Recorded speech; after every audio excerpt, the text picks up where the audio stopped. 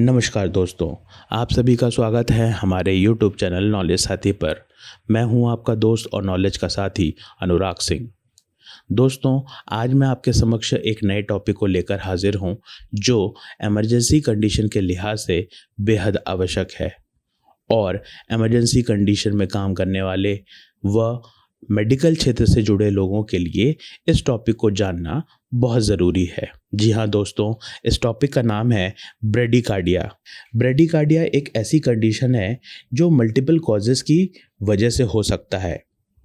आइए दोस्तों, bradycardia condition को अब हम विस्तार से समझेंगे कि ये ब्रेडिकार्डिया होता क्या है, इसके क्या मुख्य साइन एंड सिम्टम्स होते हैं और इस ब्रेडिकार्डिया कंडीशन में इमरजेंसी में काम करने वाले लोगों को ऐसे कंडीशन में हमें किस तरीके के मैनेजमेंट का इस्तेमाल करना चाहिए।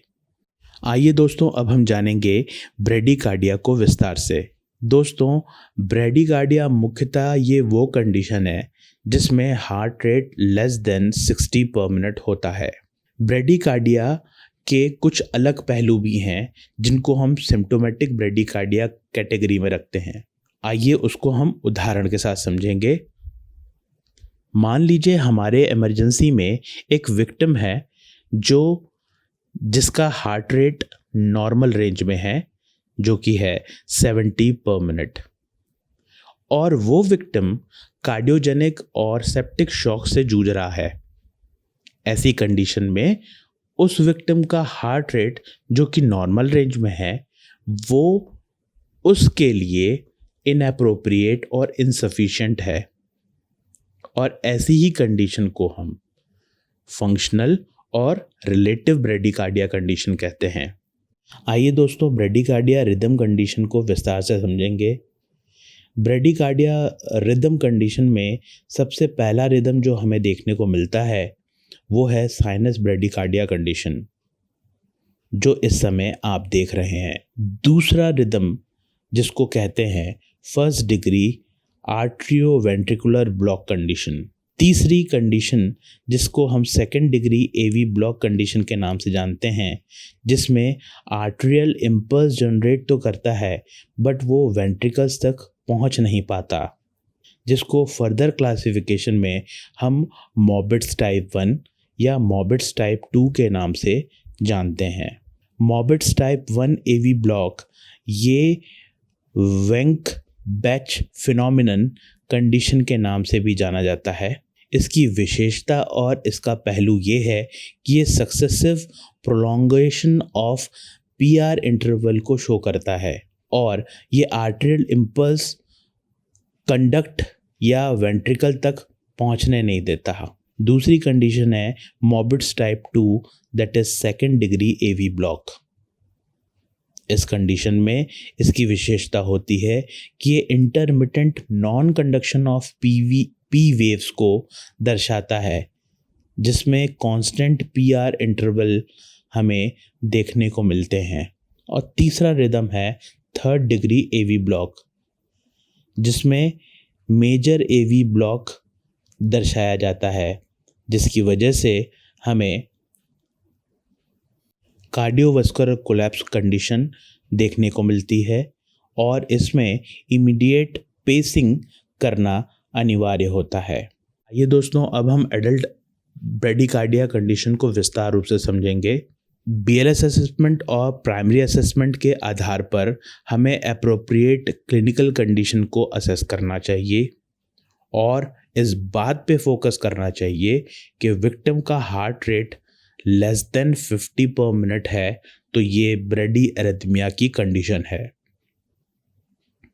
दूसरा विशेष पहलू जो हमें ध्यान में रखना चाहिए वो है हमें आइडेंटिफाई करना चाहिए और ट्रीट करना चाहिए अंडरलाइंग कॉजेस को। इसमें सबसे पहली चीज़ जो हमें फोकस करना चाहिए वो है विक्टिम के पेटेंट एयरवे को मेंटेन करना और उसे ब्रीदिंग पैटर्न में असेस करना, जो बेहद ज़रूरी है। दूसरा पहलू, हमें ऑक्सीजन सप्लाई करना चाहिए अगर विक्टिम हाइपोक्सिक कंडीशन को शो कर रहा है। तीसरा विशेष पहलू है, हमें कार्डियक मॉनिटर के द्वारा विक्टिम के हार्ट रेट के रिदम को आइडेंटिफाई करना चाहिए और साथ ही साथ ब्लड प्रेशर को मॉनिटर करना चाहिए और संभव हो सके तो ऑक्सीमेट्री को लगा के सैचुरेशन प्रेशर ऑफ ऑक्सीजन के लेवल की भी जानकारी हासिल करनी चाहिए।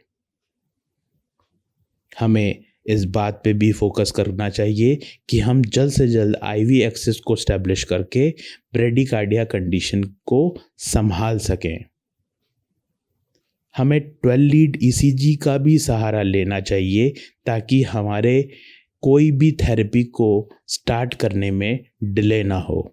अगर इसके बावजूद भी विक्टिम के अंदर persistent brady arrhythmia causing condition दर्शाई जा रही है, जैसा कि hypotension, acute altered mental state, sign of shock, ischemic chest discomfort या एक्यूट हार्ट फेलियर कंडीशन, तो ऐसी कंडीशन में हमें सबसे पहला फर्स्ट डोज एट्रोपिन का देना चाहिए, जो कि है 1 mg।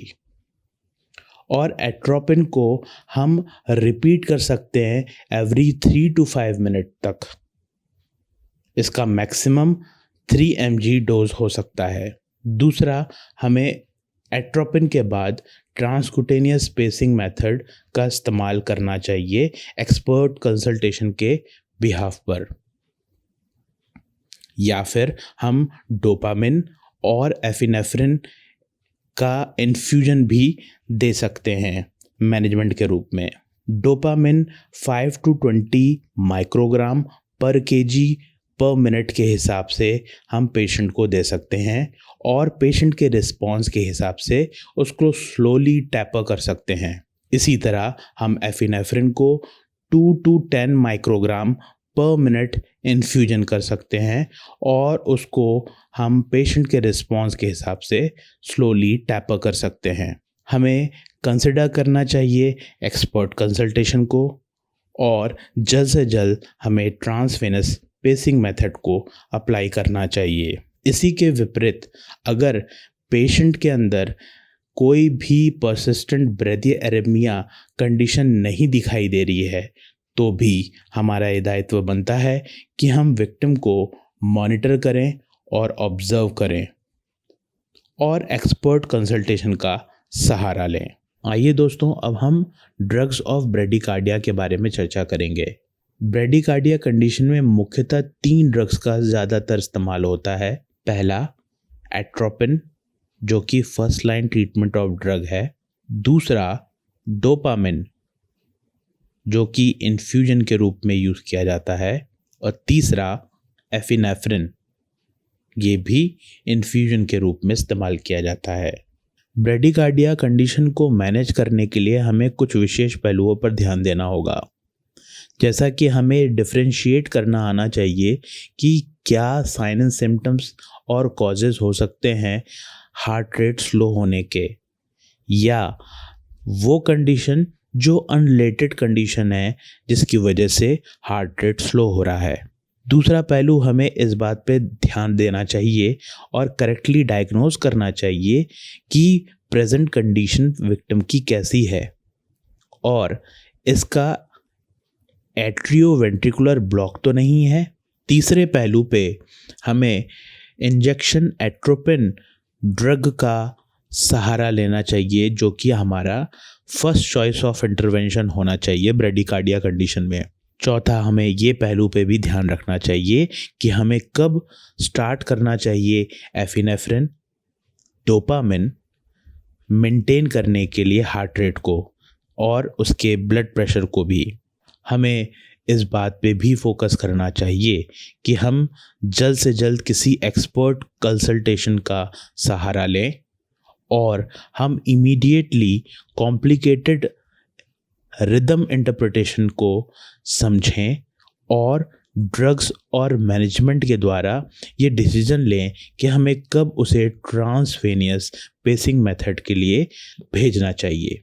हमें इस टेक्निक का सहारा लेकर ये कॉन्शियस होना चाहिए कि हमें ट्रांसक्यूटेनियस पेसिंग मेथड यूज़ करें ताकि पेशेंट को हम ब्रेडिकार्डिया कंडीशन से जल्द निकाल सकें।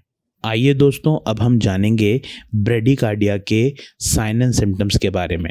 अनस्टेबल ब्रेडिकार्डिया कंडीशन के कुछ serious sign and symptoms victim के अंदर देखने को मिलते हैं, जैसा पहले नंबर पे हाइपोटेंशन, दूसरा एक्यूट अल्टर्ड मेंटल स्टेट, तीसरा साइन ऑफ शॉक, चौथा इस्चेमिक चेस्ट डिस्कम्फर्ट और पांचवा एक्यूट हार्ट फेलियर कंडीशन।